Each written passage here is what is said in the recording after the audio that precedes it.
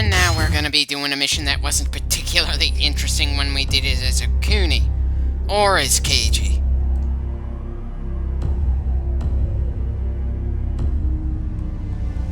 I'm sorry, but I don't know a damn thing about the Plover urn that Goemon was trying to get in the previous mission. The only place I can find any reference to the urn are articles that talk about this campaign in this game. Is this urn actually something mystical that is part of Goemon's legend? Or did the game designers come up with it out of the blue for the sake of giving Goemon something to do? Something that wasn't just a rehash of things we've done in this game so far. Just 2 more characters after Goemon, and then we're done with the base game of Samurai Warriors.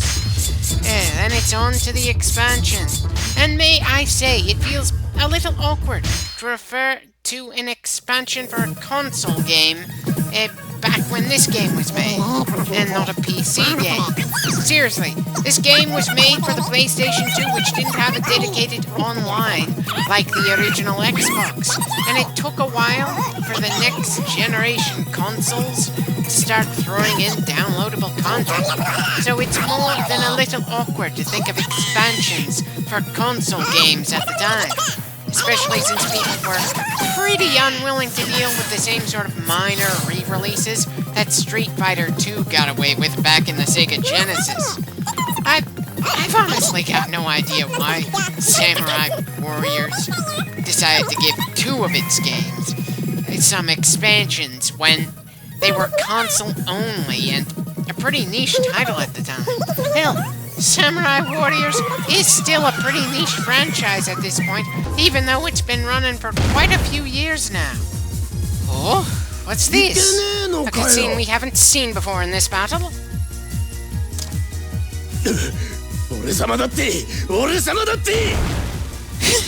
Well, that's one way to remove a barrier, though considering all the buildings and other walls in the city that are made of the same materials, it's a little hard to ignore the fact that the only walls our cannon can completely obliterate are the ones that happen to have Goemon's wanted poster on them. Still, this far into a pretty repetitive game, I'll take every bit of difference I can find. Especially when we're repeating a mission. I was essentially padding for both of the other times we went through it.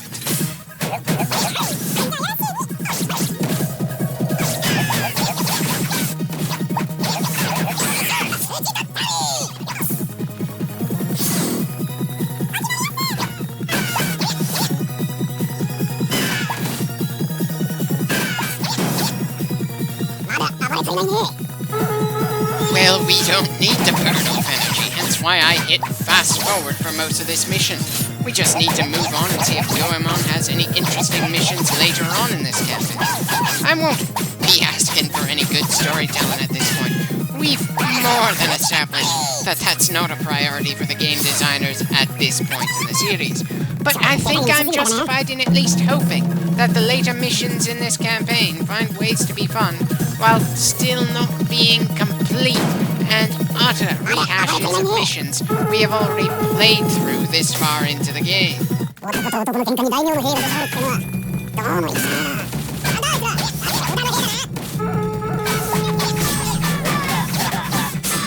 So our special objective is to just beat down the outer reinforcements instead of completely annihilating Keiji again and again and again.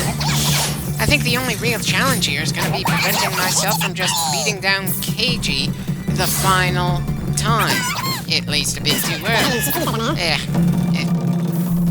Especially since Keiji will occasionally pop up at places where his unwanted reinforcements end up showing up.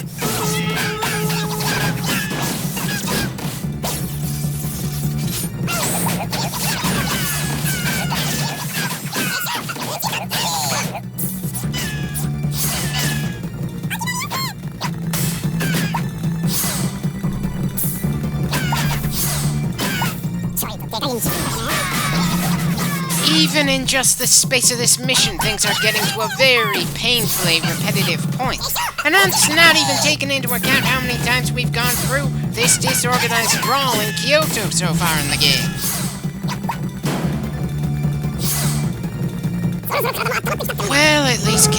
didn't show up in the same spot as his reinforcements this time. I suppose that's a mercy.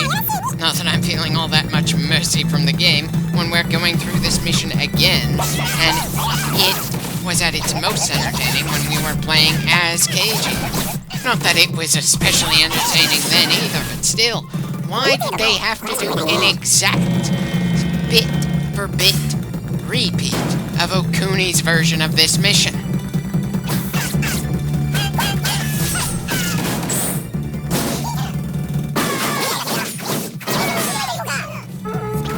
You don't get to talk as if you've been dominating this battlefield when we damn well know you've been getting your ass handed to you several times over. Not that anyone's really gonna remember this brawl once it's finished, because it's completely meaningless. Seriously, what does anybody lose if the Oda and KG win here? What does anybody gain if Goemon and Okuni emerge victorious? The only person who hypothetically wins here is the guy who wants to make sure that it takes above a certain amount of time for the player to complete every campaign in the game.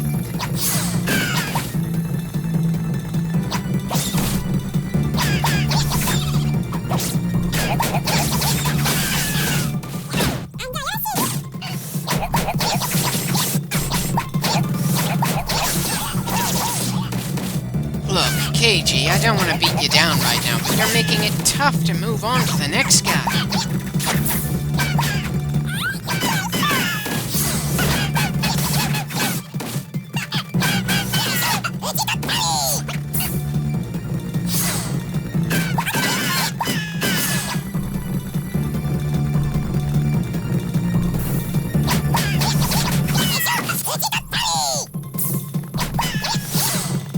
Any more Oda officers? Son of a bitch.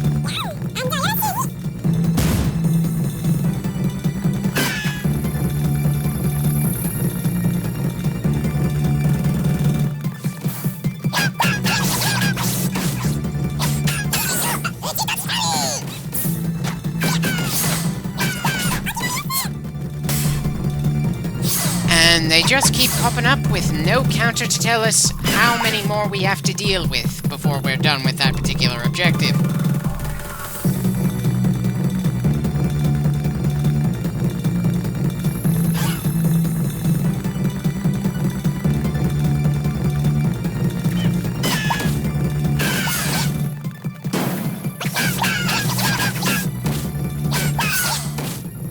And that does it. We're done here. Please tell me the next mission isn't just another complete and utter rehash of an Okuni mission. We don't even get a unique ending for Goemon for this mission. It's literally the same one we've had for all three characters who fought here. As if I needed more evidence that this battle was completely meaningless in every definition of the phrase.